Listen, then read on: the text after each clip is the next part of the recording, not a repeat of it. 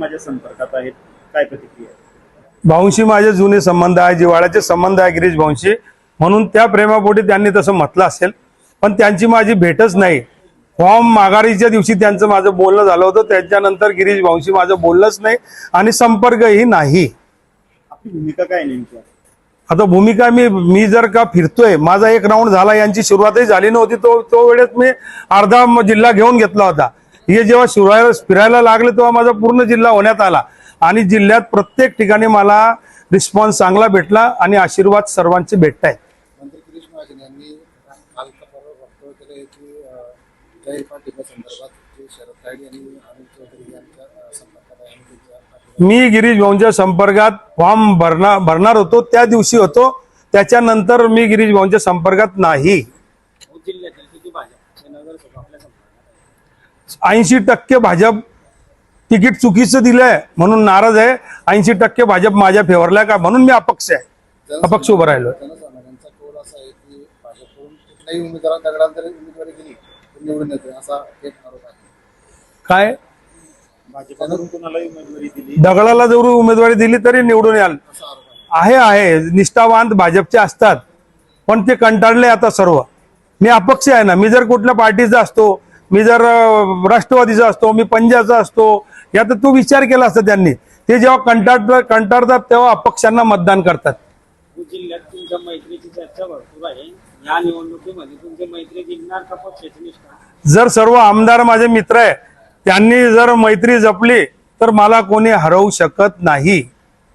मग त्याच्यात गिरीश भाऊ सुद्धा आहे माझे मित्र. माझ्या यांची उमेदवारी जाहीर झाल्यानंतर भाजपमधील नगरसेवकांमध्ये अंतर्गत खतखत असल्याचे बोललं जातं. भयानक खतखत आहे भाजपमधल्या अंतर्गत नगरसेवकांची आणि त्यांच्याकडे दुर्लक्ष झालंय. त्यांना गृहीत धरतायत किंवा हे तर आपल्या कुठं जातील, त्यांना विश्वासात घेत नाही म्हणून त्यांना कंटाळा आलाय. आता त्यांना वेगळ्या पद्धतीने कव्हर करण्याचा प्रयत्न करताय, पण काही काही गोष्टीला वेळ होऊन गेलेली.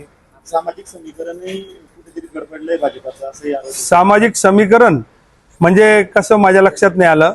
उमेदवार देताना जे सामाजिक समीकरण दाखलं गेलं पाहिजे. हा, सामाजिक समीकरण तर चुकलेलं आहे, कारण 3 मंत्री समाजाचे आहे आणि 4था हा कॅन्डिडेट दिला आहे.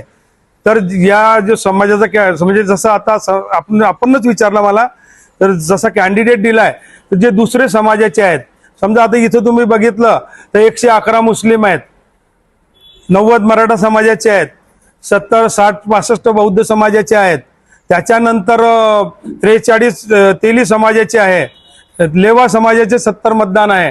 तर साहजिक आहे त्यांना चुकीचं वाटेलच आणि त्या सर्वांचा पाठिंबा मला राहील आणि मला आशीर्वाद राहील. आपल्या प्रतिस्पर्धी ज्येष्ठ बंधू म्हटलं होतं आणि त्यांनी सांगितलं की तुम्हाला नंदू महाजनाने मला ज्येष्ठ बंधू म्हटलं, तर नंदू माझा लहान भाऊ आहे. त्याने काय करायला पाहिजे, गिरीश भाऊंशी सल्ला करून किंवा माझ्या मोठ्या भावाला द्या आणि मन मोठं करून भाजपने मला पाठिंबा दिला पाहिजे आणि गिरीश भाऊने मला आशीर्वाद दिला पाहिजे. तुमच्यावर टीका केलेली आहे की आपण फक्त शिवाजीनगर बघितली इथं जिल्हा परिषदचा उपाध्यक्ष होऊन जिल्हा परिषदचा उपाध्यक्ष तो आता मागच्या 10 वर्षापूर्वी झाला नंदूभाऊ. मी 40 वर्षापासून पूर्ण जिल्ह्याच्या संपर्कात आहे. चौधरी परिवाराला सगळ्यात जास्त मतदान म्हणजे 95,000 मतदान घेऊन आम्ही निवडून आले भुसावळ शहरात. महायुतीमध्ये आता वरवर अलबेल दिसतंय सर्व, पण वाटतं का तुम्हाला महायुतीमध्ये दिसणं अलबेल वेगळं आहे, सगळं चाललंय आता. म्हणजे जे काय आय हेट यूचं आय लव्ह यू झालं, पण ते मनापासून नाही झालेलं आहे. गुलाब भाऊ सुद्धा मला आशीर्वाद देतील.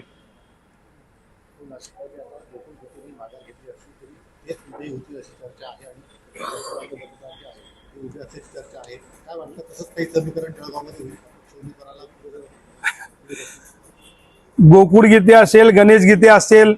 मागच्या वेळेस मी कुंभचं काम सांभाळलं होतं नाशिकला, तर माझे एक जवळून संबंध आहे गणेश सोबत.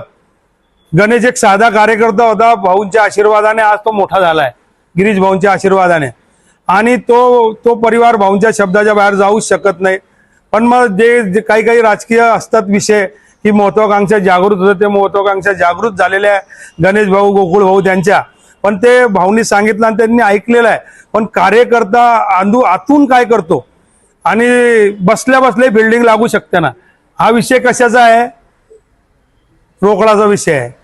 बसल्या बसल्या बिल्डिंग लागू शकते. महाजनांना मोठं करण्या हे उद्या भविष्यामध्ये विद्यमान आमदारांना घातक करू शकतो? नंदू महाजनांना मोठं करणं हे सर्वात चंदू पाटील यांना घातक ठरणार आहे. मित्र माझेही आहे चंदू पाटील आणि नंदू भाऊंचेच आहे.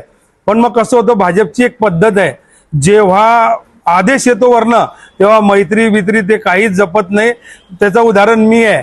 गिरीश भाऊंचा मी एकदम जिवलग मित्र असल्यावर सुद्धा मला यावलला मदत करायची भाऊने स्पष्ट नाही सांगितलं होतं की मी पार्टी सोडून कोणाला मदत करू शकत नाही. भाजप आणि शिवसेना जे दिसतंय ते वरवर दिसतंय का? वरवर दिसताना इतकी कटुता निर्माण झालेली आहे. एकामेकाच्या विरोधात इलेक्शन लढलेले आहे, एकामेकाच्या विरोधात असं एक वेगळ्या पद्धतीने भाषणं झालेली आहेत. आणि उद्या जर शिवसेना अपेक्षा ठेवील की भाजपचा आमदार होईल आणि आम्हाला मदत करेल, होऊच शकत नाही. तुमच्या उमेदवारीमुळे भाजपची लोकसंख्या वाढली. भाजपची कशी काय वाढेल? सगळ्यांचीच वाढलेली असेल जे काही असतील ते.